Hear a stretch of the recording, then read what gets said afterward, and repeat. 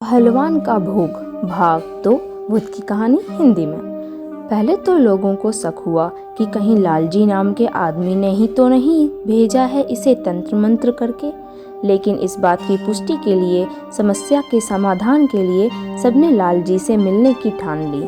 कुछ व्यक्ति उस आदमी के घर के सदस्यों के साथ मिलकर जो गांव उसने बताया था उस तरफ चल पड़े लालजी से मिलने। जब वो लोग लालजी के पास पहुंचे तो उन्होंने सबसे पहले ये आजमाया कि कहीं इसी आदमी ने तो कोई तंत्र मंत्र नहीं किया। इस बात की पुष्टि के लिए उन्होंने आसपास के लोगों से पूछताछ की।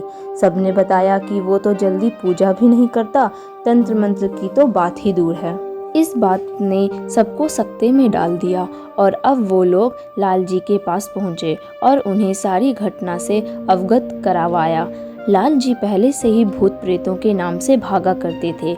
जब उन्हें पता चला कि कोई भूत प्रेत उन्हें बुला रहा है तो उनके पाँव के नीचे से जमीन सरक गई और उन्होंने जाने से साफ मना कर दिया। इस बात से वहाँ मौजूद लोगों को इस बात की तो तसल्ली हो गई थी कि ऐसा आदमी कोई तंत्र मंत्र नहीं कर सकता। फिर उन्होंने लालजी को साथ चलने और उससे बात करने के लिए कहा। लालजी किसी भी कीमत पर राजी नहीं हो रहे थे। आखिरकार जब उनके बड़े भाई और आस पास के कुछ बुजुर्ग ने उन्हें समझाया तो वो जाने के लिए राजी हुए, मगर अकेले नहीं, साथ में 4 लोगों को साथ ले गए। वहां पहुंचने पर लालजी के पसीने छूटने लगे थे। आखिरकार लालजी और उसका सामना हो गया। कौन हो भाई और क्यों मेरे नाम का शोर कर रहे हो? लालजी ने उससे पूछा। मुझे बस अपने हाथ से हमेशा की तरह दारू पिला दो, मैं चला जाऊंगा। उस आदमी ने लालजी के सामने हाथ जोड़कर कहा। वहां मौजूद ऐसे दृश्य को सब आंखें फाड़ फाड़ कर देख रहे थे।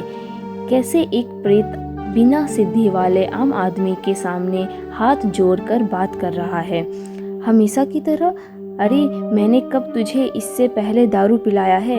लालजी अब उससे बिना डरे बात करने लगे थे। लालजी मजाक न करो, हर हफ्ते मुझे दारू का भोग देते हो, उससे मेरी प्यास मिट जाती है, थोड़ी सी दारू दे दो, चला जाऊंगा। वो फिर से विनती करने लगा। अब लालजी को झल्लाहट होने लगी और वो थोड़ा तेज आवाज में बोलने लगे। अरे क्यों झूठ बोलता है? मैं तो जानता भी नहीं तू कौन है। मैं तुझे क्यों दारू देने लगा? हर हफ्ते तो मुझे दारू देते हो अपने घर के पीछे आकर और पूछते हो कि कब दारू दी। वो हंसते हुए बोला। वो लालजी की हर बात को ध्यान से सुनता और जवाब देता और उनके झल्लाने पर हंसता, जैसे कि कोई आम आदमी अपने किसी प्रियजन के साथ व्यवहार करता है। ये बात सुनकर लालजी के माथे पर चिंता की लकीरें उभर आई और वो सोचने लगा, भोग तो पहलवान बाबा को देता था, ये भोग इसे कैसे मिलने लगा? वो भोग तो ये अर्थान वाले पहलवान बाबा को देता था, तो बीच में कहाँ से आ गया? उन्होंने अपनी परेशानी का हल ढूंढते हुए उससे प्रश्न किया। तुम ही तो भोग देते हुए कहते थे पहलवान बाबा भोग स्वीकार करो। अब उनके अर्थान से पहले वहाँ रेल की पटरी में मैं ही तो रहता हूँ और मैं भी पहलवान ही हूँ, मुझे आदत है तुमसे भोग लेने की। लालजी को ये सारी बात कही और फिर रोने लगा और रोते रोते कहने लगा, जब से वहाँ हूँ कभी किसी ने एक गिलास पानी तक नहीं दिया था। बस लालजी तुमने ही मुझे दारू दिया और मेरी प्यास बुझाई, मैं तो बस तुम्हें ही जानता हूँ। ये बात सुनते ही लालजी और वहाँ खड़े उनके बड़े भाई की पैरों से जैसे जमीन सरक गई हो। उनका पहलवान बाबा को दिया जाने वाला भोग कोई पहलवान नाम का प्रेत ले रहा था? क्या तू वो भोग ले रहा था? अर्थान वाले पहलवान बाबा ने तुझे कुछ नहीं कहा? असमंजस में फंसे लालजी अपने सारे प्रश्नों के उत्तर जानने में लग गए। उधर उस आदमी का परिवार चाह रहा था कि जल्दी से जल्दी ये प्रेत उसका शरीर छोड़ दे और वो ठीक हो जाए। बाबा क्या कहेंगे? तुम भोग दे रहे थे मेरे नाम का और मैं ले रहा था, इसमें ना मेरी गलती ना तुम्हारी गलती, तो बाबा क्यों कुछ कहेंगे? अब तुम जो कुछ भी दोगे वो सबसे आगे वाला ही लेगा ना, 8 समंदर पार वाला तो नहीं। उसने लालजी के असमंजस के इस प्रश्न का उत्तर दे दिया था, वो भी सटीक। मतलब वो दूसरे गांव वाले व्यक्ति से भोग अर्थान वाले पहलवान बाबा इसलिए लेते थे क्योंकि उनके बीच कोई और पहलवान नहीं था। लालजी का दिमाग एकदम से घूम गया। आखिर क्या करो और क्या हो जाता है? बाबा कहाँ हैं इस वक्त इस अर्थान के? लालजी ने पूछा। यहीं तो हैं, उन्होंने मुझे पकड़ रखा है। वह यहाँ किसी की मजाल कि मुझे हरा दे, मुझे बस दारू दे दो, चला जाऊंगा, उसने आसपास के लोगों को देखते हुए कहा।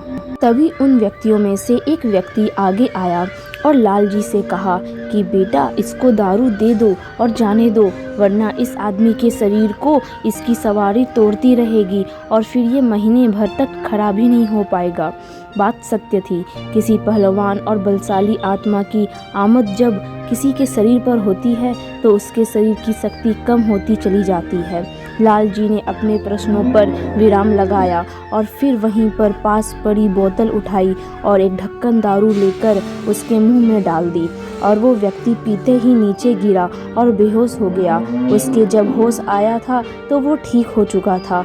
पहलवान बाबा के अर्थान पर उसने दंडवत प्रणाम किया और धीरे धीरे सब वहाँ से चले गए और लालजी भी अपने घर आ गए। घर पहुंचते ही उनके बड़े भाई ने पहले पूरी घटना और जो कुछ वो करता था लालजी से पूछा। उसके बाद अच्छे से उनकी खबर ली। उनके आलस्य के कारण कितने ही वक्त से पहलवान बाबा को भोग नहीं पहुंचा था और प्रेत तो रीझ गया सो और। अगली बार से लालजी की जगह उनके बड़े भाई ने अर्थान पर जाकर भोग देने की जिम्मेदारी ली और उसका निर्वाह करने लगे। करीब 1 महीने तक सब कुछ ठीक ठाक चला, मगर 1 महीने के फिर से एक अजीब सी घटना घट गई।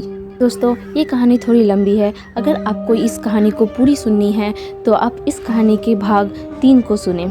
आशा करती हूँ कि यह कहानी आपको काफ़ी पसंद आई होगी। अगर आपको कहानी पसंद आई है तो आप इसे लाइक करें, शेयर करें और रोज़ाना कहानियाँ सुनने के लिए YouTube चैनल को भी सब्सक्राइब करें। धन्यवाद।